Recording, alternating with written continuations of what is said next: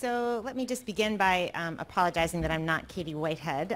So we would have loved to have Katie here. She unfortunately became very ill yesterday, was attempting to jump on the flight and decided it was not gonna happen. So I will try to do her justice by talking a little bit today in general about our work, but also about some of the general themes related to something that I think would also have been a key aspect of Katie's talk, which is how you can use different types of packaging materials to control the delivery of RNAs.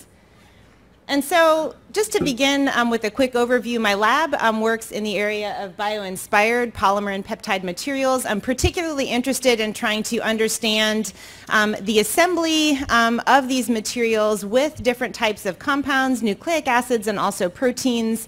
I'm trying to control the assembly and the disassembly and also the intracellular aspects of targeting and delivery. For applications, I'm primarily in regenerative medicine. And so I know that you know the central dogma of biology, but I wanted to start here for a reason, which is that I think it's instructive to think about the different types, the repertoire of different molecules we have, as a way of thinking about how we can then begin to take advantage of these molecules as potential therapeutics. And so, for example, we know that DNA is the master instructions. In a therapeutic context, this is a problem related to how we get a piece of DNA into the nucleus of our target cells. But we also need to think about this in the context of DNA as a molecule that can be used for obviously a permanent modification of DNA, of the chromosomal DNA. It can also be used in a transient fashion. We have mRNA. These are the copies for distribution. These are obviously in the cytoplasm, as all of you know. So a different location from the standpoint of where we would have to deliver these molecules. Additionally, we are now thinking about a molecule that is going to be typically smaller in size and also one that has to or is going to deliver a transient expression profile. So we're not going to get this forever. And the types of applications that we would want to think about for mRNA are therefore potentially going to be different from what we might pick for DNA.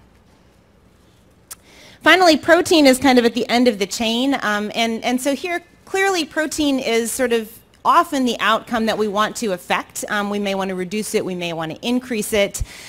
We can also consider, and we have to consider, the alternative of delivering the protein as potentially the way to sort of short circuit this problem. And I think it's an important thing to think about when we consider nucleic acid therapeutics as to whether delivering the protein itself may be a more feasible or viable option. And then we get to this expanded central dogma of biology, which is going to be sort of the center of my talk. I want to talk about siRNA, short interfering RNAs. These are, of course, these molecules that are able to, in a very sort of sequence-specific fashion, catalyze the degradation of their matching partners, their message partners. siRNAs, as you know, also need to get into the cytoplasm. That's one important consideration in terms of thinking about the delivery of siRNA. These also clearly have got transient sort of profiles in terms of how long they can be efficacious.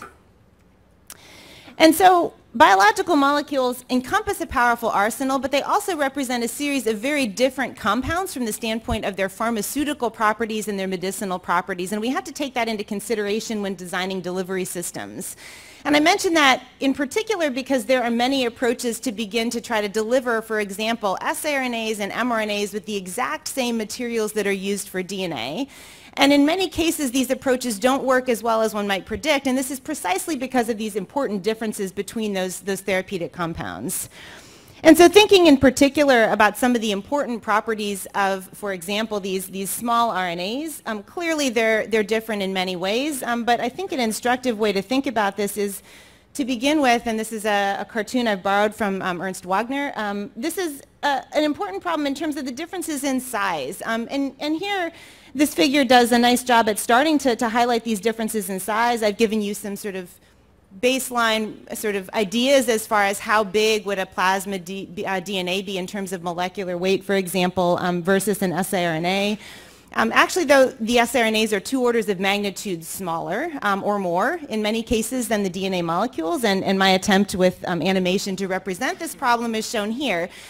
So what you need to have in mind when trying to deliver then an siRNA should be something very different from what you would use for a DNA. And in fact, this is shown, and I'll show this in some of the brief data I'll highlight, but the stability, for example, of an siRNA complex with a polycation is very, very different from the stability with a DNA molecule. And this is one of the things that we have to think about.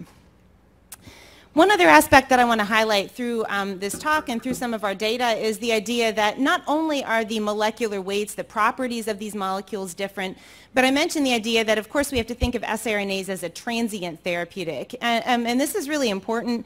Here I show you some of our data, and I'll talk about this in more depth later, but we have to start to think about how long these siRNAs are going to be able to affect their function once they get into our target cells. This sort of assumes that we get there. But here in particular, when you think about designing a dosing schedule for siRNA, one has to be thinking about not only the half-life and the activity of the siRNA, which is going to change. It's going to go, well, the half-life is going to be defined by a number of properties, including, say, the cell division time and the innate stability of the molecule. The half-life of the siRNA is clearly going to affect the profiles that we get in terms of both mRNA message suppression and then also protein suppression. And so these simulations are one way of sort of beginning to highlight that problem. And so what I'll tell you is just a story that has been one that we have been working on now for a few years. This is a collaboration with my colleague, Thomas Epps at University of Delaware, and also with a scientist, Robert Akins, who's at Nemours Hospital in Wilmington. We have been interested very broadly in my group in using nucleic acids in different regenerative medicine applications. Some broad motivation here is the idea, and I've shown this for a normal versus a chronic wound as one of many examples that we're thinking about. But clearly localized changes in gene expression are a critical aspect of the occurrence of healing in one case and the failure to heal in other cases. So for example, the chronic wound. And so then this is true in multiple different scenarios, and especially when we think about this in the standpoint of therapeutics, clearly using gene and RNA-based regenerative therapies can have many benefits. For example, beginning to recapitulate the normal repair responses that are supposed to be orchestrated by these cells and these tissues, also potentially, for example, using DNA encoding growth factors as a way of producing growth factors locally. And so the real problem here is we've got to begin to get better control over many aspects of the problem. What I'll highlight today is this idea of delivery. We've got to be able, for example, in the context of siRNA, to not only get these molecules into our target cells, but also control how long they are active in those target cells by understanding something about their behavior once they get there. And so we approach this problem by asking, what is the delivery environment in our healing tissue of interest? I'll give you a few highlights, and then we'll get back to this more fundamental problem. And so we've been thinking about using siRNA gene modulation during vascular repair. My colleague, Rob Akins, is especially interested in how we can begin to improve healing efficacy in arteriovenous fistulas, or AVFs. These are common surgically induced, but also in some cases naturally occurring abnormalities in which you will often see very high failure rates at this sort of junctional site, which is called the anastomosis. And these failure rates at the anastomotic site are known to be caused by a series of complex factors. One of the important ones that we have been thinking about is the role of the, I'm using the wrong pointer here, the role of the aortic adventitial fibroblast. So these are cells that are surrounding the tissue, and when this vein is grafted to this artery, then those fibroblast cells surrounding the tissue typically experience much higher strain and stress than they would normally experience. And this can lead to a series of maladaptive processes in those cells that cause poor outcomes. And so the thing that we have been thinking about broadly with Rob and with Thomas is then how can we begin to design interventions that could provide local suppression of those maladaptive responses over the appropriate transient timescales that are part of this and a hallmark of this problem. And so back to this question then, if this is our healing tissue, what is the delivery environment, very generally speaking? And we can think about this environment by beginning to think about the sort of extracellular matrix of a typical tissue. And of course this composition of matrix varies depending on the type of tissue, but you know that these matrix molecules are a variety of proteins as well as sugars, so collagen, fibronectin, many proteoglycans, and these are directly interfaced with the cellular membrane. The types of properties that these environments have from the standpoint of engineering design include a few things. First of all, they're densely packed, so there is not a whole lot of room for siRNA or a particle to move, and so we have to think about that. They're polyanion rich. They're full of proteoglycans and sugar molecules. These, as I'll show you in a few minutes, can be a real challenge from the standpoint of packaging. And finally, we have to think carefully about how we're going to actually sort of deliver to the right cells. In this case, we are interested in these aortic adventitial fibroblasts and getting into those cells. And so when we ask this question, how do you deliver a nucleic acid cargo like siRNA, and this is something you could broaden to many different applications, we have to think about those environmental factors when we design our carrier. And so in this case, some of the things that we were thinking about included that we would like to create siRNAs that are going to be packaged and packed in a way that will prevent them from getting degraded by nucleases. You heard a really nice alternative to this approach from Chris's talk just a minute ago, but this has been our approach. The idea here was that we could use this packaging to protect the siRNA, but also to control size and make a small enough particle that we could see diffusion, and also to incorporate a non-interactive coating that would be able to move through this highly packed and charged environment. We also want to make sure that these particles are highly stable and heparin resistant. We know, again, there's a polyanion rich and a nuclease rich environment. And finally, we have to think about a system that's going to transfect our fibroblasts. And I want to point out an important, and I'm simplifying this, but an important sort of problem that is sort of unspoken in this whole idea, which is that we have opposing requirements from the standpoint of materials design here. We want on the one hand a particle that's super stable, that's going to stick to our siRNA and not let it get chewed up, and is going to help us go through that tissue. On the other hand, we clearly need to get the siRNA into a form where it's going to be active once it gets into the cells. And so these opposing requirements are one of the challenges that we've especially focused on in my group. And so to really highlight the reason that this is important, I'll just point out a few pieces of data from several different labs here. This is some data from Mark Davis's lab. I'm studying also these polyplex type structures where we create a complex between an siRNA or a DNA and a cationic polymer or a lipid. If it's a polymer, we call these polyplexes. And we expect in the extracellular environment that these should stay bound. And here you see some data showing that one of the challenges the Davis group had to deal with was the fact that the polyanion-rich environment of the kidney tissue in this case was actually disassembling their polyplexes. On the other hand, and these are data from Young-Jit Kwan's group, we know that the release of siRNA is necessary. So there's been some nice work from his group and others to show that if you have a package that is delivered with siRNA bound up, then it's not going to be active either. And so then we have this question of, okay, well, we want to make these nice, highly stable structures. How can we do this? And there's been some nice work by several different groups. This includes Craig Duvall's group as well as Kevin Rice's group. I'm showing here some work that highlights the idea that you can, for example, use things like hydrophobic group incorporation and also the incorporation of intercalating groups such as polyacridines in Kevin's work to stabilize polyplexes. The question that we've asked is, how can we build on this to begin to now enable the stable binding but also the efficient release, again, at the time and place we want to get it? And so I come back to this problem of siRNA gene modulation during vascular repair, and the approach that I'll highlight that we've been working on to get around this problem is to take advantage of the surface exposure. These are typically subcutaneous vessels that we're talking about, these AVFs. Take advantage of this surface exposure and begin to look at a technology that we've been working on in our group, which is to use light to enable the release in the right location of those siRNAs from their complexes. And so here's the basic idea of our design. We've created this new block polymer. It has two blocks, one of which you're going to be familiar with and the other of which you probably won't, unless you've read our papers. I hope you have. So here's the one block you'll know. There's a non-interactive polyethylene glycol block. This is intended to give that sort of non-interactive coating that we were talking about. On the other hand, we have a new block we've engineered here. We should have given it a catchier name than that, which I can't say. But this is our new polymer block, which has some useful properties. It is a nitrobenzyl ester linked sort of side chain, which has at its end an amine group. This is positively charged.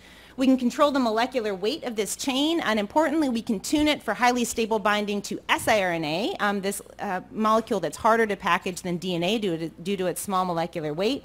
So we can make a really stable sort of polymer that will stick to our siRNA. I'll also highlight some data that begin to suggest, perhaps not a definitive proof, but suggest that we may be getting some intercalation of these nitrobenzyl rings. We're seeing highly stable interactions in our structures.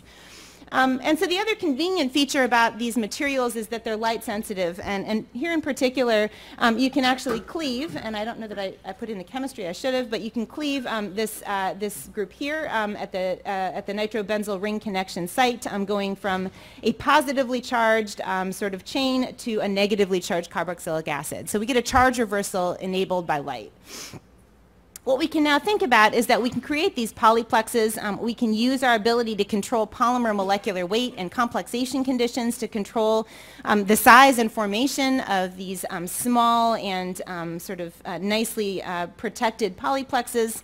We predict that now we could use light to enable this intracellular siRNA release and more of an on-demand gene silencing. I am also going to talk or not talk a whole lot about the magic step. This is the endosomal escape step, beyond to say that we acknowledge it's very important.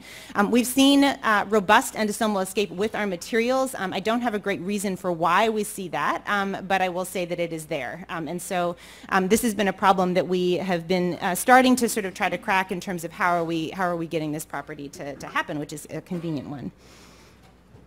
So the question is, does this concept work at all? Yes, it does. And some of the data that we began to collect to begin to show this include data to silence an endogenous or housekeeping gene, GAPDH, and also some work to show the silencing of an exogenous gene. This is a set of cells that were transfected first with a GFP and then subsequently with our polyplexes.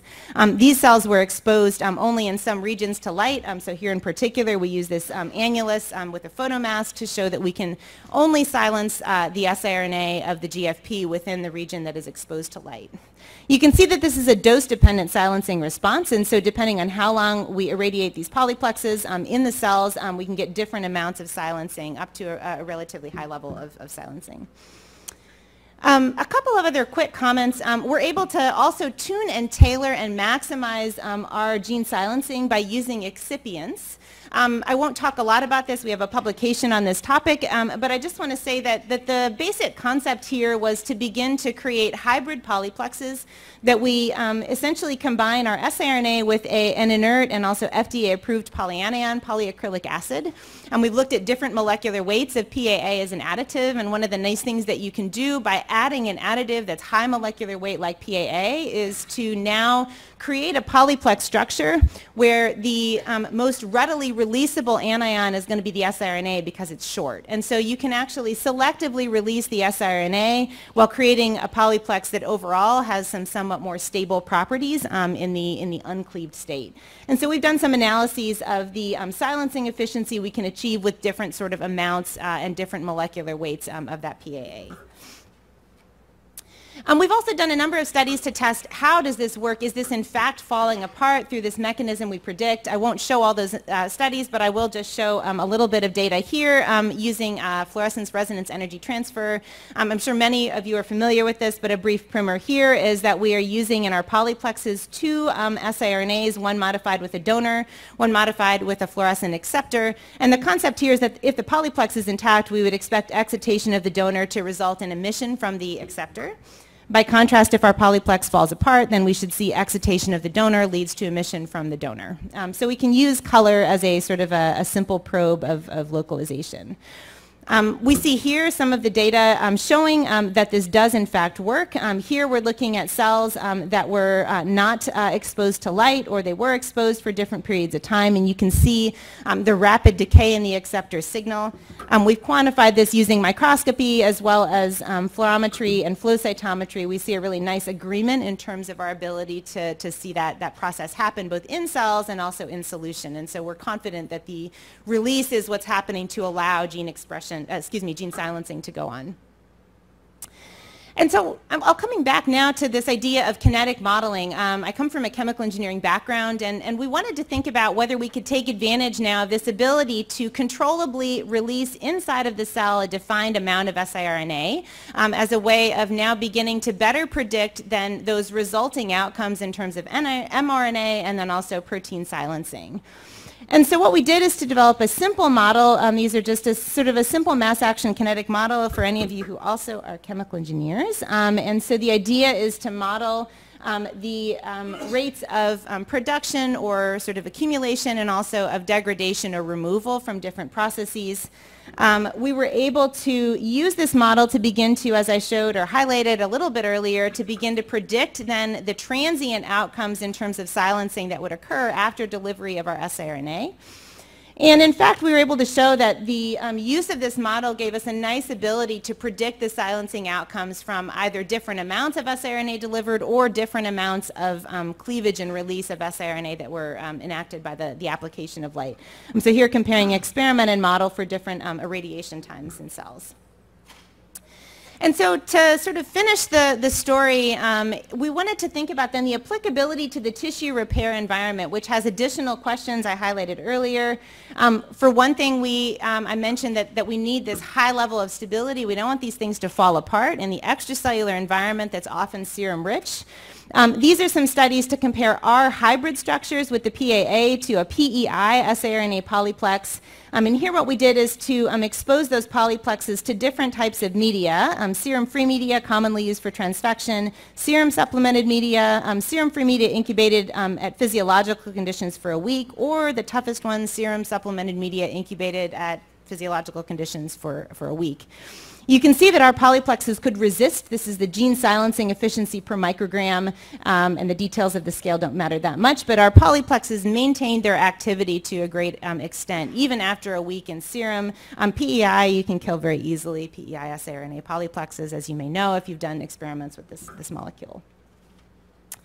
The other piece that I had mentioned as necessary for the physiological environment is tunable properties in terms of size. And so this is something that we studied actually with an undergrad in our group along with our grad student.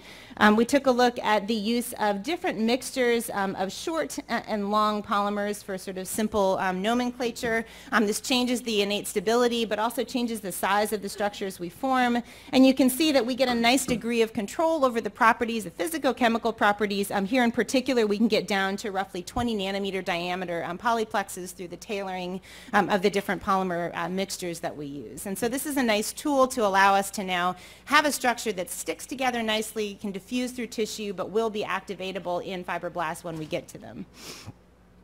And so the last couple things are just to talk about then, we came back to this question of does this work in primary human fibroblasts? We had been, and the data I've showed you so far was in a simple 3T3 fibroblast cell line.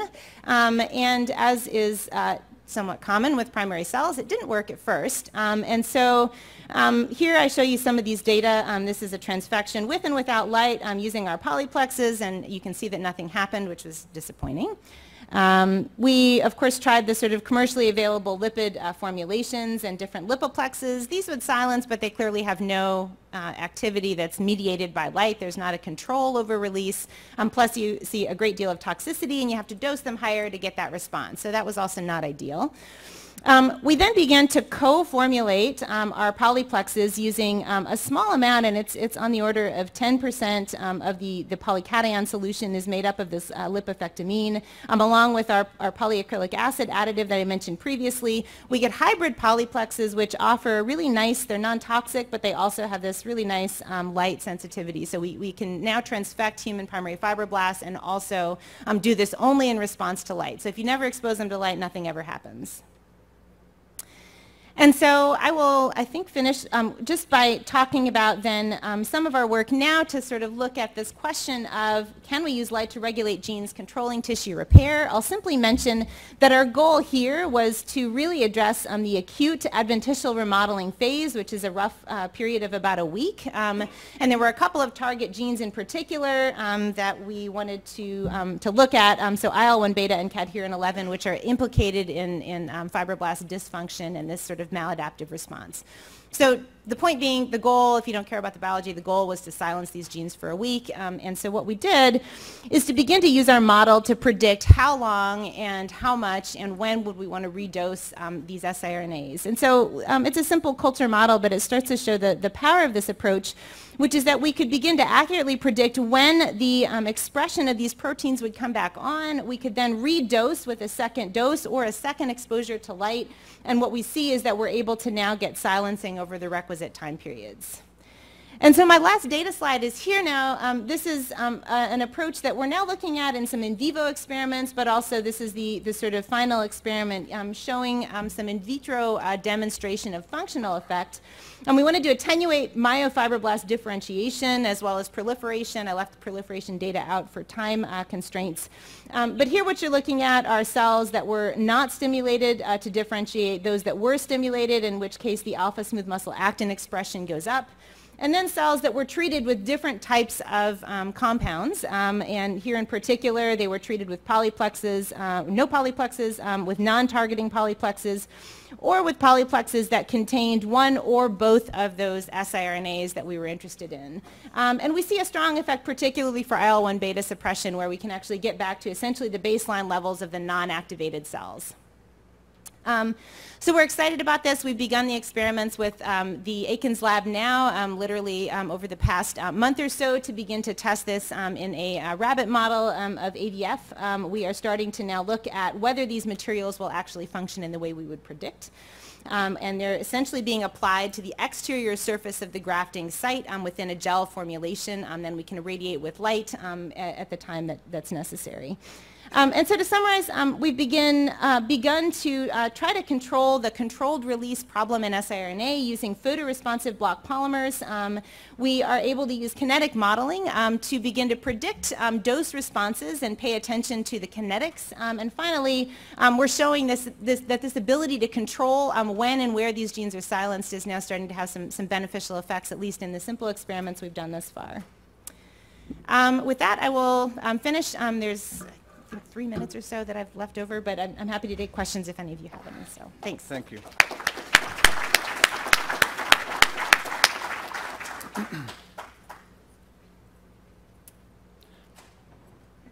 No, okay.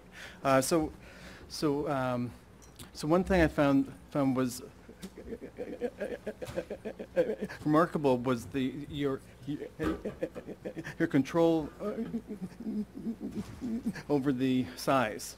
I'm just wondering, what was the relationship between size and potency of the particles? Yeah, so good question. So just to repeat for anyone who can't hear in the back, question is the relationship between size and potency. So we do see a change in terms of potency. We actually saw a maximum potency at kind of intermediate size structures in the fibroblast cells. So they were a little bit bigger than the 20 nanometer diameter tiny ones. So I think they were the roughly 50 nanometer ones were the most potent. We've looked at some of the sort of mechanistic aspects of this, and so at least in the sort of simple cell culture models, then what we're seeing is that we are able to maximize endocytic uptake. We haven't looked at the details of what pathways and why any further than that. So I think there are differences in terms of the cellular interactions and behavior that are dependent on size. This is a known phenomenon.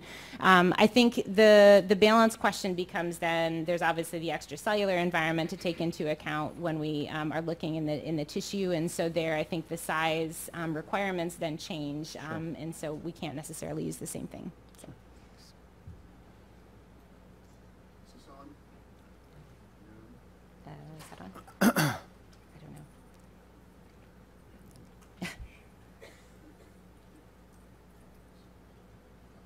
I think it's on now. Okay. Yeah. Really innovative concepts that you presented today, Millie, about the photo-triggered release this way, and beautiful to see it in application as well. But you alluded to the fact that you felt that these were releasing also from the endosome by a new mechanism. And I'm wondering if the photo release is related to that mechanism. Are they photo releasing through the endosome this way? So that's a really good question. I don't think so, though we have also thought about that. I mean, I think these are amphiphilic molecules. We release a different version of the amphiphyl when we do the cleavage. Or I should say, when the cleavage occurs, then we have an amphiphyl, which could have some properties in terms of it, a capacity to destabilize the endosome. However, when we have tested the sort of localization behavior, we're seeing endosomal escape, and this is really based on sort of the diffuse distribution that we see with fluorescently tagged versions of this. So, that's maybe not a nail in the coffin, but it's reasonable evidence. So we see a dissolution of the punctate structures and a diffuse distribution.